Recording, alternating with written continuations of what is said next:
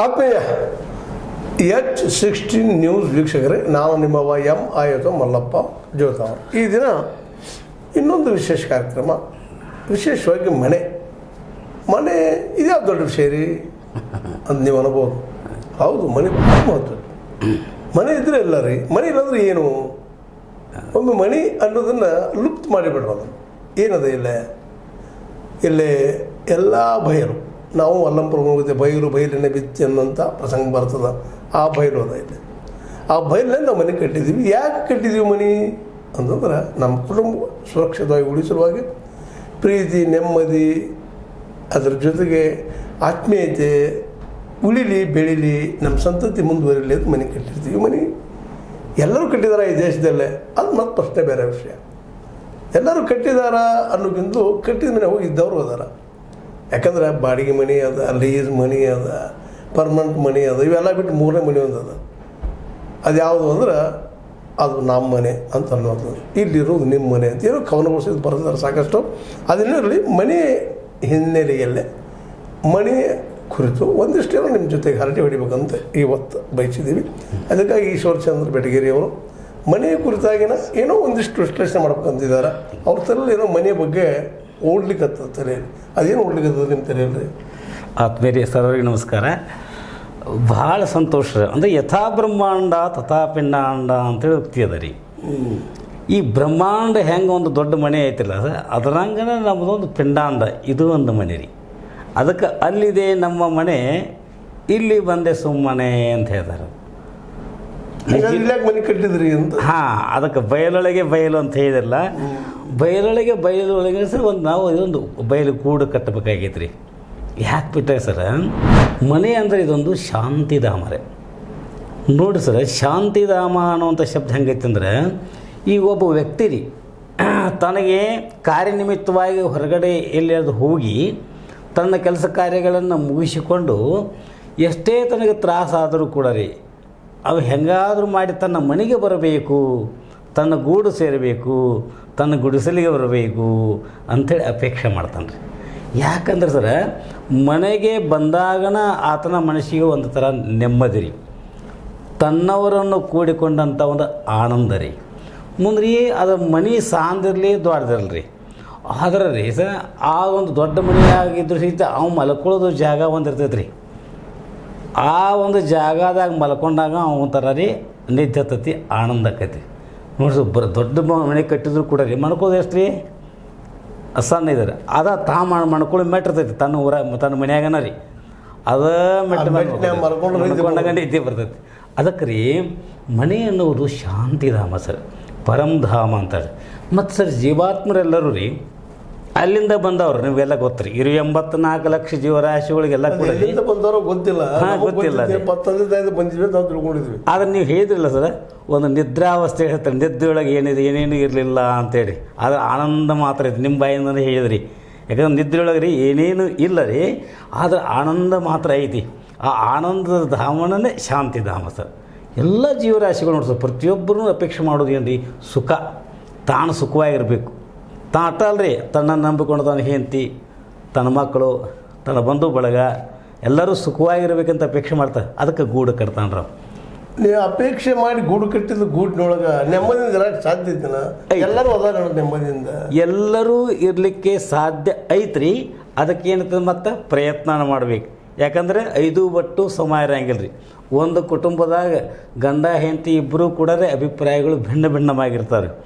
ಆದರೂ ಕೂಡ ರೀ ಏನೈತಂದರೆ, ನಾವು ಒಮ್ಮತದಿಂದ ಒಂದಾಗಿ ಬಾಳೋದ್ರೊಳಗೆ ಸುಖ ಅದ ರೀ. ಅದಕ್ಕೆ ಏನಂತಾರೆ, ಪ್ರತಿಯೊಬ್ಬ ಮನುಷ್ಯ ಏನು ಮಾಡ್ತಾನೆ ಸರ್, ತನ್ನದೇ ಅಂತ ಒಂದು ಗೂಡು ಕಟ್ಟಿಕೊಂಡು ಅದು ತನ್ನದೇ ಅಂತ ರೀತಿಯಲ್ಲಿ ಒಂದು ಸುಂದರ ಮಾಡ್ಕೋತಾನೆ ರೀ. ಯಾಕಂದ್ರೆ ಸರ್, ಮನೆ ಅಂದ್ರೆ ಏನು ಸರ, ಅಲ್ಲಿ ನಿಮ್ಮ ಮನಸ್ಸಿನ ಒಂದು ಆನಂದನ ಪ್ರತಿಫಲಿತ ಆಗಿರ್ತೈತಿ ರೀ. ಅದಕ್ಕೆ ನಾವು ಇದನ್ನು ಬರೀತೀವಿ ಸರ, ಚಿಕ್ಕದಿರಲಿ ದೊಡ್ಡದಿರಲಿ ಮನೆಯು ಸದಾ ನಲಿಯುತ್ತಿರಲಿ, ಮನೆಯ ಜೀವಿ ಮನಗಳಲ್ಲಿ ಸುಖ ಶಾಂತಿ ಕೋರುತ್ತಿರಲಿ ಅಂತ. ಇದು ಯಾವಾಗ ಸುಖ ಶಾಂತಿ ಸಿಗ್ತದ್ರಿ? ಅದು ನೋಡಿ ಸರ್, ಗುಡಿಸಲ್ರಿ, ಸುಖ ಶಾಂತಿ ಯಾವಾಗ ಸಿಗ್ತೈತಿ? ಸುಖ ಶಾಂತಿ ಸಿಗಬೇಕಾದ್ರಿ ಪರಸ್ಪರ ಒಂದು ಹೊಂದಾಣಿಕೆಯಿಂದ ಬಾಳ. ಹೊಂದಾಣಿಕೆಯಿಂದ ಸಾಧ್ಯ ಇತ್ತು, ಅಥವಾ ಹೊಂದಾಣಿಕೆ ಆಗ್ಬೇಕಾದ್ರೆ ಮೂಲ ಒಂದು ಬೇಕಲ್ಲ ಎಲ್ಲದಕ್ಕೂ. ಮೂಲ ಅಂತಂದ್ರೆ ಪರಸ್ಪರ ಮನಸ್ಸುಗಳು ಒಂದಾಗುವ, ಅದಕ್ಕಿಂತ ಮತ್ತೆ ಮೂಲ ಏನು ಬೇಕಲ್ಲ, ಅದಕ್ಕೆ ಅರ್ಥ ಬೇಕ್ರಿ. ಯಾಕಂತಂದ್ರೆ ಎಲ್ಲಿವರೆಗೆ ನೀವು ನಮ್ಮಲ್ಲಿ ಕನ್ನಡ ಗಾದಿ ಮಾತೈತಿ ಹೆಂಚ ಅಂದ್ರೆ ಹಿಗ್ತಾನು ಜೋಳಾತ ಅಂದ್ರೆ ಬಗ್ತಾನು ಅದು ಖರೆ ಅದು ಸರ್. ಮತ್ತು ನೋಡಿ ಸರ್, ಜೀವನಕ್ಕಂತಂದ್ರೆ ಎಲ್ಲ ಬೇಕಲ್ರಿ. ಮುಖ್ಯ ಅಂದ್ರೆ ಅನ್ನ ಬೇಕಾರೆ ಅದಕ್ಕೆ ರೀ, ಅದಕ್ಕೆ ಅನ್ನ ದೇವರ ಮುಂದೆ ಇನ್ನೂ ದೇವರು ಉಂಟೆ ಅಂತ ನಿಮ್ ಬೆಂದ್ರೆ ಹೇಳ್ತಾನ. ಖರೆ ಅದ ಖರೆ. ಅದಕ್ಕೆ ಹಾನ್ರಿ, ಇಲ್ಲಿ ಅರ್ಥ ಇದ್ದಾಗ ಸುಖ, ಅರ್ಥ ಇಲ್ಲ ಅಂದ್ರೆ ಅಸುಖ. ಅರ್ಥಕ್ಕಾಗಿ ನೋಡಿ ಸರ್ ಎಲ್ಲರೂ ಕೂಡಿ ದುಡಿಯಲೇಬೇಕ್ರೆ. ಹಾಂ, ಮತ್ತೆ ದುಡಿಕೆಂತ ಬಿಟ್ಟದ್ದಲ್ಲ ರೀ, ಯಾರಿಗೆ ಆಗಲ್ರಿ. ಹಂಗೆ ಬಾ ಅಂದ್ರೆ ಬರೋದಿಲ್ಲ ರೀ. ಹೌಲ್ರಿ, ನಾವು ಇದರಾಗ ಬರ್ತೀನಿ ಸರ್, ಬಾ ಅಂದರೆ ಬಾರದ ದುಡ್ಡು. ಹಾಂ, ಯಾಕಂದ್ರೆ ಬರಬೇಕಾದ್ರೆ ನಾವು ಅದು ಪರಿಶ್ರಮ ಮಾಡಬೇಕು. ಆದರೆ ಇಲ್ಲಿ ನಾವು ಮನೆ ಕುರಿತು ಯಾಕೆ ಮಾತಾಡ್ತೀವಿ ಸರ್, ಮನೆ ಮನೆ ನೆಮ್ಮದಿ ಇರ್ಬೇಕಾದ್ರೆ ಬೇಕಾದ ಅರ್ಥಕ್ಕಾಗಿ ನಾವು ಪ್ರಯತ್ನ ಮಾಡೋಲ್ರಿ. ಯಾಕಂದ್ರೆ ಕುಟುಂಬದ ಸದಸ್ಯರು ರೀ, ಮನೆ ಕಟ್ಟಬೇಕಾದ್ರೂ ಅರ್ಥ ಬೇಕು, ಮನಿ ನಡಿಬೇಕಾದ್ರೂ ಅರ್ಥ ಬೇಕು, ಮನಿ ನೆಮ್ಮದಿ ಇರ್ಬೇಕಾದ್ರೂ ಅರ್ಥ ಬೇಕು, ಹುಟ್ಟಿದಾಗ ಅರ್ಥ ಬೇಕು, ಸಾಯಿ ಮುಂದೆ ಈಗ ಮಣ್ಣು ಕೊಡಿಸೋದು ಯಾರು ಮಂದಿ ಬರೋದಿಲ್ಲ. ನಿಮ್ಮ ಮಾತು ಕರೆಯ ಸರ್. ಅದಕ್ಕೆ ನಾನು ಹೇಳಿದ್ರಿ, ದುಡ್ಡು ಬೇಕಲ್ಲ ಮನುಜಗೆ ಸಾಕೆಂಬುದು ಇಲ್ಲ ಅಂತ ಹೇಳಿ. ಬದುಕಿನ ಭವಣೆ ನೀಗಲು ದುಡ್ಡು, ಬಂಗಾರವೆಂದರೆ ಬೇಕು ದುಡ್ಡು, ಬಟ್ಟೆ ಬರೆಯ ಕೊಳ್ಳಲು ದುಡ್ಡು, ಬರಗಾಲ ಪರಿಹಾರವಾಗಿದೆ ದುಡ್ಡು, ದುಡ್ಡು ಬೇಕಲ್ಲ ಮನುಜಗೆ ಸಾಕೆಂಬುದೇ ಅಂತ ಬರೆದಿದ್ನಿಲ್ಲ. ಅದು ಖರೆ ಅದ್ರಿ, ಅದಕ್ಕಾದ್ರೂ ದುಡ್ಡು ಬೇಕರಿ. ಆದರೆ ಸರ್ ಒಂದು ಮಾತು ತಿಳ್ಕೊಬೇಕಲ್ಲ ಸರ್, ಈಗ ನಮ್ಮ ಮನೆಯೊಳಗೆ ಒಂದು ಆನಂದ ಸಿಗ್ತದಲ್ಲ ಸರ್, ಅದು ಕೇವಲ ದುಡ್ಡಿನಿಂದ ಅಷ್ಟಂತ ತಿಳ್ಕೊಳಕ್ಕೆ ಹೋಗಬೇಡ್ರಿ. ಯಾಕಂದ್ರೆ ದೇವತ್ತು ಅಳಿಯಲು ಸಾಕು ದುಡ್ಡು, ದೇವರ ನೆನಪು ತರುವುದು ದುಡ್ಡು, ದೇವರಾಗಲು ಬೇಕಿಲ್ಲ ದುಡ್ಡು. ಇಲ್ಲೈತಿ ಗುಟ್ಟ, ದೇವರಾಗಲು ಬೇಕಿಲ್ಲ ದುಡ್ಡು, ದೇವನ ಅಂಶವಿ ಮಾಯದ ದುಡ್ಡು. ದುಡ್ಡಿಗೆ ಒಂದೊಂದು ಕ್ಷಣಕ್ಕೂ ಬೇಕರ್ರಿ. ಆದರೆ ದುಡ್ಡಿನಿಂದ ಮನುಷ್ಯ ನೆಮ್ಮದಿ ಕಾಣ್ತಾನು, ಅವ ಶಾಂತಿಯಿಂದ ಇರ್ತಾನು ಅನ್ನೋದು ಮಾತು ಸುಳ್ಳು. ಆದರೆ ಮೂಲ ಕಾರಣ ಅದಲ್ರಿ, ದುಡ್ಡು ಬೇಕ್ರಿ. ಈ ಒಂದು ಸ್ಥಿತಿ ಒಳಗೆ ಅತಿ ದುಡ್ಡು ಆದ್ರೆ ಊರ್ಲಕ್ಕತ್ರ ಕುತ್ತಿಗೆ, ಅತಿ ಇಲ್ಲಂದ್ರೆ ಏನಾಗಿದ್ರಿ, ಅತಿ ಇಲ್ಲ ಅಂದ್ರೆ ಯಾಕತ್ರಿ. ಅದಕ್ಕಾಗಿ ಏನಂತಾರೆ, ನೀವು ಅತಿ ಆದವ್ರು ಭಾಳ ಕಡಿಮೆ ಅದಾರಲ್ಲಿ ಈ ದೇಶದೊಳಗೆ. ಅದರಲ್ಲೂ ಅತಿ ಆದವರು 100ರಲ್ಲಿ 10 ಮಂದಿ ಇದ್ದಾರೆ. ಆದ್ರೆ ಸರ್ ಅವರಷ್ಟು ನೆಮ್ಮದಿಯಿಂದ ಇರಕ್ಕೆ ಸಾಧ್ಯ ಸರ್.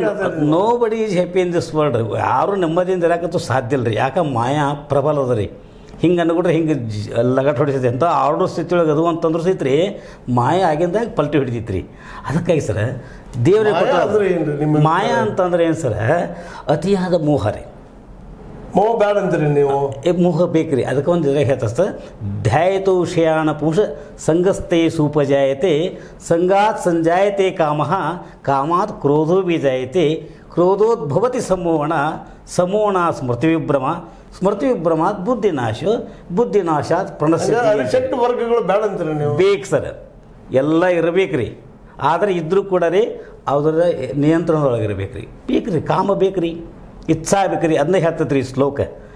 ಯಾವುದೇ ಒಂದು ಮನುಷ್ಯಾಗ್ರಿ ಏನನ್ನಾದರೂ ಮಾಡಬೇಕು ಅನ್ನುವಂಥ ಒಂದು ಅಪೇಕ್ಷೆ ಆಯ್ತು ಅಂತ ತಿಳ್ಕೊರಿ. ಅದೇ ರೀತಿ ಮನುಷ್ಯ ಮೊದಲು ಆಕಾರಕತ್ತೆ, ಹಿಂಗೆ ಮಾಡ್ಬೇಕು, ನಾ ಹಿಂಗೆ ಮನೆ ಕಟ್ಟಬೇಕು, ಇದು ಹಿಂಗೆ ಮಾಡ್ಬೇಕು, ಆಕಾರಕತ್ತೆ. ಅದು ಆಕಾರ ದಷ್ಟಕೊಂಡಲ್ಲ, ಅದಕ್ಕೆ ಪ್ರಯತ್ನ. ಮತ್ತು ಬೇಗ ಅಲ್ಲಿ ದುಡ್ಡು ಬೇಕಂತಿಲ್ಲ, ಪ್ರಯತ್ನ ಮಾಡೋಕ್ಕತ್ರಿ. ಪ್ರಯತ್ನ ಮಾಡಿರಿ, ಏನೋ ಒಂದು ಮಾಡ್ತಾರೆ ಅವ್ರಿ. ಒಮ್ಮೊಮ್ಮೆ ಅಂದ್ಕೊಂಡಂಗೆ ಆಗೋದಿಲ್ಲ. ಮನೆ ಹೋಗಿ ಒಮ್ಮೊಮ್ಮೆ ಗೋಳಾಗ್ಬಿಡ್ತೈತೆ ರೀ. ಆವಾಗೇನಕತ್ತೆ ಮನುಷ್ಯಾಗ ಕಾಮ ಇದ್ದದ ಪೂರ್ಣ ಆಗಲಿಲ್ಲ ಅಂತಂದ್ರೆ ಕ್ರೋಧ ಉತ್ಪನ್ನ ಆಕತಿ, ಸಿಟ್ಟು ಬರ್ತೈತೆ ರೀ. ಸಿಟ್ಟಿಂದ ಏನಾಕೈತಿ ಅಂತಂದ್ರೆ ಸಮೂಹಣ ಆಗ್ತೈತಿ. ಸಮೂಹಣ ಆಗೈತಿ, ತಲೆ ಕೆಡ್ತೈತಿ, ಸ್ಮೃತಿ ಭ್ರಮ ಆಕತಿ. ಸ್ಮೃತಿ ಭ್ರಮ ಅಂತಂದ್ರೆ ಬುದ್ಧಿ ನಾಶ ಆಕೈತಿ ರೀ. ನಾ ಏನು ಮಾಡ್ತಾನೋ ಏನು ಮಾಡಬಾರ್ದು ಏನು ಬರ್ತೀವಿ ಅದ ಗೊತ್ತಾಗೋಲ್ಲ ರೀ. ಬುದ್ಧಿ ಯಾವ ಶೂನ್ಯ ಆಕತ್ರಿ ರೀ, ಸರ್ವನಾಶ ಆಗಿಬಿಡ್ತೈತೆ ರೀ. ಅದಕ್ಕೇನು ಸರ್ ಇವೆಲ್ಲ ಅರಿಸಡ್ಡೂರುಗಳು ಬೇಕು ರೀ. ಅದನ್ನು ನಾವು ಮನೆಯೊಳಗೆ ಏನು ಕಾಣ್ತೇವೆ ಅಂದ್ರೆ ಸರ್, ಇವನ್ನೆಲ್ಲವನ್ನು ಮೀರಿ ತನ್ನವರನ್ನು ಕೂಡಿಕೊಂಡಂಥ ಒಂದು ಆನಂದದಿಂದ ರೀ ಒಂದು ಸುಖ ಅದ ಸರ್ ಮನೆಯೊಳಗೆ. ಅದಕ್ಕೆ ಶಾಂತಿಧಾಮ ಅಂತ ಕರೀತಾರೆ. ಅದಕ್ಕೆ ಹೆಂಗಿರ್ಬೇಕಂದ್ರೆ ಸರ್, ಏನಾದ್ರು ತಮಗೆ ಎಷ್ಟು ದೇವ್ರು ಕೊಟ್ಟಿಲ್ಲ, ಹ್ಞೂ ರೀ, ದೇವ್ರು ಕೊಟ್ಟಿದ್ದು ನೀವು ದುಡಿದು ಗಳಿಸಿದ್ದು ಅದು ಬೇರೆ ವಿಷಯ, ಮತ್ತೊಂದು ಚರ್ಚಾ ವಿಷಯ ಅದು. ದೇವ್ರು ಹೆಂಗೆ ಕೊಡ್ತಾನ, ನೀವು ದುಡಿಲಾರದ, ಅದು ದುಡಿದಿನ ಮುಖ್ಯ, ದುಡಿಮೆ ಮುಖ್ಯನೋ ಅದು ಮುಂದೆ ಅದಕ್ಕೂ ಮಾತಾಡೋಣ್ರಿ. ಆದ್ರೆ ನಾನು ಕೆಳಗಿದ್ದು ಈಗ ಏನು ನೀವು ಶಾಂತಿ ನೆಮ್ಮದಿ ನಿಂತಿರಲ್ಲ, ಇದಕ್ಕೆ ಮೂಲ ಅರ್ಥ ಅರಿಚಾಡೋರು ಲಿಮಿಟ್ದಲ್ಲಿ ಇರಬೇಕು. ಲಿಮಿಟ್ದಲ್ಲಿ ಇದ್ರೆ ಮನಿನ ನರಕ ಆಕೈತಲ್ಲ. ಮನಿ ಏನರಿ ನರಕ ಅಂದ್ರೆ ಅಲ್ಲಿ ಅರ್ಥ ಇಲ್ಲ. ಅತಿ ಆಯ್ತು ಅಂದ್ರೂ ನರಕ ಆಗಿದೆ, ಇಲ್ಲ ಅಂದ್ರೂ ನರಕ ಆಗಿದೆ. ಮನೆ ನರಕೋ ಸ್ವರ್ಗೋ? ಮನೆ ಸ್ವರ್ಗ ರೀ.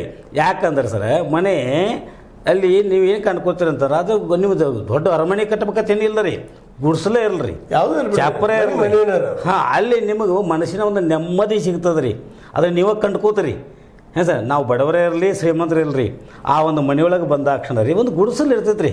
ನಿಮ್ಮೊಂದು ಹೇಳಿ ಚಿಕ್ಕ ಒಂದು ಗುರುಸಲ್ಲ ಅಲ್ಲಿ ಇರುವಂಥ ಮನಸ್ಸುಗಳು ಏನಿದಾವಲ್ಲ ಅವು ಶಾಂತಿ ನೆಮ್ಮದಿ ಇರಬೇಕು. ಮತ್ತು ರೀ ಇಷ್ಟವಾದ ಶೋಭೆಯಲ್ಲಿ ಬಾಗಿಲಂದ ನಗುತ್ತಲಿರಲಿ, ಮುಗುಳು ನಗೆಯ ಚೆಲುವಿನಲ್ಲಿ ಸ್ವಾಗತವ ಕೋರುತ್ತಿರಲಿ ಬಂದವರಿಗೆ, ಮನೆಗೆ ಬಂದವರಿಗೆ. ಮುಂದೆ ಮನೆಯ ಸುದ್ದಿ ಏನೇ ಇರಲಿ ಹೊರಗೆ ಮಾತ್ರ ಹೋಗೋದಿರಲಿ.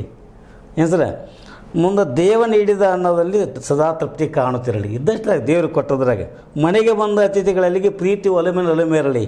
ಆದ್ರೆ ಆದಿತ್ಯವ ಕೋರಿ ಶಾಂತಿ ಸುಖ ಕೂರುತ್ತಿರಲಿ. ಮುಂದೆ ಕುಲಧರ್ಮ ಯಾವುದೇ ಇರಲಿ, ದಯಾಧರ್ಮ ಮನದೊಳಗಿರಲಿ, ಸಕಲ ಜೀವರಾಶಿಗಳಲ್ಲಿ ಒಳ್ಳೆತನ ಬಯಸುತ್ತಿರಲಿ ಸರ್. ಮುಂದೆ ಮನೆಯ ಅಂದ ಹೇಗೆ ಇರಲಿ, ಮನಸ್ಸು ಮಾತ್ರ ದೊಡ್ಡದಿರಲಿ, ಸದಾ ಶರಣ ಸಂಘವಿರಲಿ, ಮುಕ್ತಿಕಾಂತಿ ನೆನಪು ಬರಲಿ ಅಂತ ಒಂದು ಕವನ ಬರ್ತಿದ್ದೆ. ಹಾಂ ಸರ್, ನಮ್ಮ ಮನೆ ಹಿಂಗೆ ಇರಬೇಕು ಒಟ್ಟೊಂದು ಆಶ್ರಯತ ಅಂದರೆ ಇದ್ದುದ್ರೊಳಗೆ ನೆಮ್ಮದಿ ತೃಪ್ತಿಯಿಂದ ಕಂಡು ಸರ ಅಲ್ಲಿ ಅದೇ ಸ್ವರ್ಗ ಸರ್. ಇದಕ್ಕಿಂತ ಹೆಚ್ಚಿಂದ ಏನಿಲ್ಲ ಸರ್. ತೃಪ್ತಿಯಿಂದ ಇದ್ದರೆ ಸ್ವರ್ಗ, ತೃಪ್ತಿ ಇಲ್ಲ ಅಂದರೆ ಇಲ್ಲ ನರಕ. ಅದನ್ನು ಕಂಡುಕೊಳ್ಳಬೇಕ್ರಿ. ಯಾಕಂದ್ರೆ 5 ವರ್ಷ ಮಾರಂಗಿಲ್ಲ. ಮನೆಯಾಗಿನ ಮನೆಗಳು ಬೇರೆ ಬೇರೆ characters differs from man to man ಅಂತಾರೆ. ಅದಕ್ಕೆ ಸಾಧ್ಯ ಅದಷ್ಟೇ. ಯಾಕಂದ್ರೆ ಅನೇಕ ಮನೆಗಳು ಕುಟುಂಬ ಹೊಡೆದ ಆಗ್ತಾ ಹೋಗ್ತಾವ, ಯಾಕಂದ್ರೆ ವಿಘಟನೆ ಆಗ್ತಾ ಹೋಗ್ತಾವ. ಒಂದು ಕಾಲಕ್ಕೆ ಒಂದು ಅವಿಭಕ್ತ ಕುಟುಂಬ ಇದ್ದು ರೀ. ಇವತ್ತು ಅವಿಭಕ್ತ ಕುಟುಂಬ ವಿಭಕ್ತ ಹೊಡ್ಕೊತ ಹೋಗುವಂತ, ಅದಕ್ಕೆ ಸಣ್ಣ ಸಣ್ಣ ಕಾಲಕ್ಕೆ ಹೊಡೆದು ಹೋಗುವಂತವ್ ಇರ್ತಾವ. ಆ ಹೊಡೆದಾಗ ಆ ಮನೆ ನರಕದ ಕಾಲದತಿ.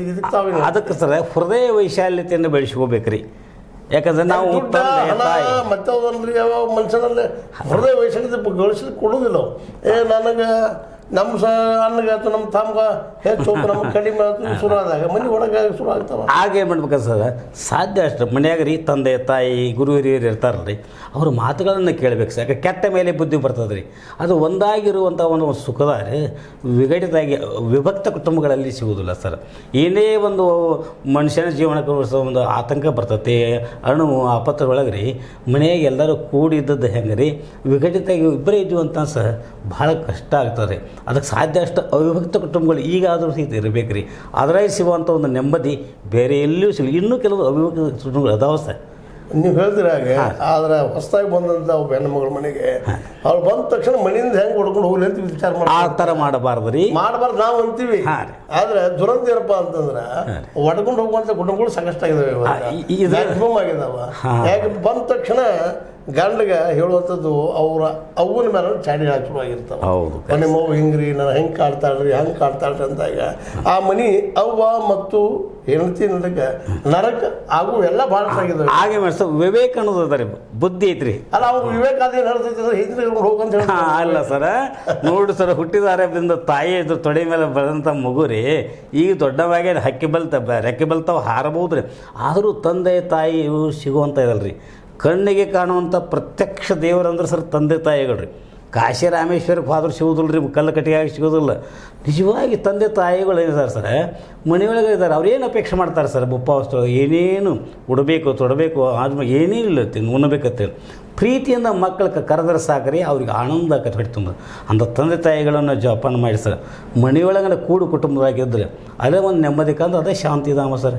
ಇದಕ್ಕಿಂತ ಹೆಚ್ಚಿಂದ ಏನಿಲ್ಲ ರೀ. ಅಡ್ಡಿಲ್ಲ, ನೀವು ಹೇಳಿದ್ರಿ ಇಲ್ಲಿವರೆಗೆ ಭಾಳ ಚೆನ್ನಾಗಿ ಹೇಳಿದ್ರಿ. ಕೂಡಿ ನೀವು ಅಂದಂಗೆ ನೀವು ಬಯಸಂಗಾದ್ರೆ ನಿಶ್ಚಿತವಾಗಿಯೂ ಮನೆ ಇದ್ದಿದ್ದು ಶಾಂತಿಧಾಮ. ಆದರೆ ದುರಂತ ಹಂಗೆ ಆಗ್ತಾ ಇಲ್ಲ. ಇವತ್ತು ಹೆಚ್ಚಿನ ಕುಟುಂಬಗಳಲ್ಲಿ ಒಡೆದು ಹೋಗುವಂಥ ಒಡಕು ಭಾವನೆಗಳು ಬರ್ತಾ ಇದ್ದಾವೆ. ಹೀಗಾಗಿ ಮನೆಗಳೇನಪ್ಪ ಅಂದ್ರೆ ಛಿದ್ರ ಆಗ್ತಾ ನಡೆದಿದ್ದಾವೆ. ಛಿದ್ರ ಆದಾಗ ಸಹಜವಾಗಿ ಅದು ನರಕದ ಕಾಣ್ತದೆ. ತಾಯಿ ಎತ್ತಿ ಆಡಿಸಿ ತಾಯಿನ ಸಹಿತ ಬಿಟ್ಟು ಹೋಗುವಂಥ ದೂರ ಸರಿಸುವಂಥ ಮನೆಗೆ ಮಕ್ಕಳು ನಾವು ನೋಡ್ತಾ ಇದ್ದೀವಿ. ಯಾಕಂದ್ರೆ ಅದ್ರ ಮೇಲೆ ಜನಪದ ಹಾಡುಗಳು ಸಾಕಷ್ಟು ಬಂದಿದ್ದಾವೆ. ಮದುವೆ ಆದ 1 ವರ್ಷ ನನ್ನ ಮಗ ಬ್ಯಾರಿ ಆದ ಅನ್ನುವಂಥ ಹಾಡು ಆಗಿರ್ಬೋದು. ಮತ್ತು ದುಃಖಗಳನ್ನ ಹೇಳುವಂಥವು. ಅದರಲ್ಲಿ ದುಃಖನ ನಾವು ಚರ್ಚೆ ಮಾಡ್ಬೇಕಂತಿರಲಿಲ್ಲ. ಆದರೆ ಮನೆ ಅಂದರೆ ಎರಡೂ ಹೌದು, ಅದು ಸ್ವರ್ಗನೂ ಹೌದು. ಎಲ್ಲ ನಾವು ಬಯಸಿದಂಗೆ ಇತ್ತಪ್ಪ ಅದು ಸ್ವರ್ಗ, ಅದು ನಾವು ಬಯಸಂಗೆ ಸಿಗಲಿಲ್ಲ ನರಕ ಅನ್ನೋದು ಈ ಒಂದು ಚರ್ಚೆಯಲ್ಲಿ ಹೊರಟಂಥ ಒಂದು ವಿಷಯ. ಆದರೂ ಅವ್ರು ಶಾಂತಿಧಾಮ ಅಂತ ಅವ್ರು ಬಯಸ್ತಾ ಇದ್ದಾರೆ. ಅವ್ರ ಮನೋವೈಶಲ್ಯಕ್ಕೆ ತಕ್ಕಂಗೆ ಮನೆ ಶಾಂತಿಧಾಮನ ಹೌದು ನಿಶ್ಚಿತವಾಗಿ. ಯಾಕಂದ್ರೆ ನಾವಿವತ್ತೇನಾದರೂ ಅದೇನೋ ಒಡೆದು ಹೋಗಲಿ ಕೂಡಿರಲಿ ಹೆಂಗೂ ಇರಲಿ, ಇವತ್ತು ಮನೆ ಅದಂತ ತಿಳ್ಕೊಂಡು ನಾವೆಲ್ಲ ಇಟ್ಟಿದ್ವಿ. ಮನೆ ಅನ್ನೋದು ನಮ್ಮನ್ನು ನಿರ್ಮಾಣ ಮಾಡ್ತದೆ. ಒಬ್ಬ ಸನ್ಯಾಸಿನ ತಯಾರು ಮಾಡ್ತದೆ, ಒಬ್ಬ ಕಾಮಕನ ತಯಾರು ಮಾಡ್ತದೆ, ಒಬ್ಬ ಗೃಹಸ್ಥನ ತಯಾರು ಮಾಡ್ತದೆ, ಇನ್ನೊಬ್ಬನ ಆರೋಗ್ಯವಂತ ತಯಾರು ಮಾಡ್ತದೆ, ಮತ್ತೊಬ್ಬ ಅನಾರೋಗ್ಯವಂತ ತಯಾರು ಮಾಡ್ತದೆ. ವೈವಿಧ್ಯತೆಯಲ್ಲಿ ಏಕತೆ ಆ ಮನೆಯಲ್ಲಿರ್ತದೆ. ಅದ ಮನೆ ದೇಶಕ್ಕೆ ಅಪ್ಲೈ ಆಗುವಂಥದ್ದು. ಯಾಕಂದ್ರೆ ಯಥಾ ರಾಜ ತಥಾ ಪ್ರಜೆ ಅಂತೀವಿ. ಆದರೆ ಇವತ್ತು ಯಥಾ ಪ್ರಜೆ ತಥಾ ರಾಜ ಅನ್ನುವಂಥ ಜನಗಳಿದ್ದಾವೆ. ಏನೋ ಮನೆ ಮಾತ್ರ ಕೆಟ್ಟಕ್ಕೂ ಒಳ್ಳೆಯದಕ್ಕೂ ಇದ್ದೇ ಇರುವಂಥದ್ದು, ಸತ್ತಾಗೂ ಇರ್ತದೆ, ಹುಟ್ಟಿದಾಗೂ ಇರ್ತದೆ, ಜೋಪಾನೂ ಮಾಡ್ತದೆ. ಇಂಥ ತೊಟ್ಟಿಲ್ದಂಥ ಮನೆ ಯಾವುದಾದ್ರೂ ಒಂದು ಮನೆನ ಅಂತ ಹೇಳ್ತಾ ಇಲ್ಲಿವರೆಗೆ ನೀವು ಭಾಳ ಚೆನ್ನಾಗಿ ನಿಮ್ಮ ಶಾಂತಿಧಾಮದ ಬಗ್ಗೆ ಮಾತಾಡಿದ್ರಿ. ಆದರೆ ಅದಕ್ಕೆ ಇನ್ನೊಂದು ಕೋನನೂ ಅದ, ಇನ್ನೊಂದು ಮುಖನೂ ಅದ ಅನ್ನೋದನ್ನು ನಾವು ನೋಡಬೇಕಾಗಿದೆ. ಯಾಕಂದರೆ ಒಬ್ಬ ವ್ಯಕ್ತಿಗೆ ನೂರಾರು ಮುಖಗಳು. ಒಬ್ಬ ತಂದೆ, ಮಗ, ಅಜ್ಜ, ಅಜ್ಜಿ, ಮಾವ, ಅಳಿಯ, ಅಕ್ಕ, ತಮ್ಮ, ಅದೇ ರೀತಿ ಇನ್ನು ಹೋಗಿ ಬೆಳೀತಾ ಹೋಗ್ತದೆ. ಇವೆಲ್ಲ ಕುಡಿದಾಗ ಒಂದು ಕುಟುಂಬ ಆಗ್ತದೆ. ಆ ಕುಟುಂಬ ಉಳಿಲಿ ಬೆಳೀಲಿ, ನಾವು ಉಳಿಲಿ ಅಂದ್ರೆ ಉಳಿದಿಲ್ಲ, ಅದೇನ ಬೆಳೆದ್ರೆ ಬೆಳೆದಿಲ್ಲ. ಆದರೆ ಕುಟುಂಬ ಇರೋದು ಮಾತ್ರ ಯಾವಾಗಲೂ ಇರೋದನ್ನ ಜಗಳ ಗೊತ್ತಾದ್ರೂ ಇರ್ತದ, ಕೂಡಿ ಆದರೂ ಇರ್ತದೆ. ಕೂಡಿ ಕುಟುಂಬ ಉತ್ತಮ ಅಂತ ಇವ್ರಿಗೆ ಅನ್ನಿಸ್ತದೆ. ಇನ್ನು ಅವ್ರು ಬೇರೆದವ್ರಿಗೆ ಬೇರೆ ಕುಟುಂಬ ಉತ್ತಮ ಅಂತ ಅವ್ರಿಗೆ ಅನ್ನಿಸ್ತದೆ. ಇದ್ರಿಗೆ ಯಾವ ಸತಿ ನೀವು ಹುಡುಕೊಡ್ರಿ ಅಂತ ಇದು ಒಳ್ಳೆ ಚರ್ಚೆ ಆಗುತ್ತೆ ನಾನು ಅನ್ನಿಸ್ತದೆ. ನಿಮಗೇನು ಅನ್ನಿಸ್ತದೆ? ಲೈಕ್ ಅದನ್ನು ಲೈಕ್ ಮಾಡಿರಿ, ಡಿಸ್ಲೈಕ್ ಮಾಡಿರಿ, ಆದರೂ ಒಟ್ಟು ಕಾಮೆಂಟ್ ಮಾಡ್ತಾ ಇರಿ. ನೀವು ಟೀಕೆ ಮಾಡೋದನ್ನ ನಮಗೇನಪ್ಪ ಆಶೀರ್ವಾದ ಇದ್ದಂಗೆ ಅಂತ ಹೇಳ್ತಾ, ಅದ್ರ ಜೊತೆಗೆ ನೀವು ಸಬ್ಸ್ಕ್ರೈಬ್ ಆಗೋದು ನಿಲ್ಲಿಸ್ಲಿಕ್ಕೆ ಹೋಗ್ಬೇಡ್ರಿ. S60 ನ್ಯೂಸ್ ಇದು ಸತ್ಯದ ಕೈಗನ್ನಡಿ. ವಂದನೆಗಳು. ನಮಸ್ಕಾರ.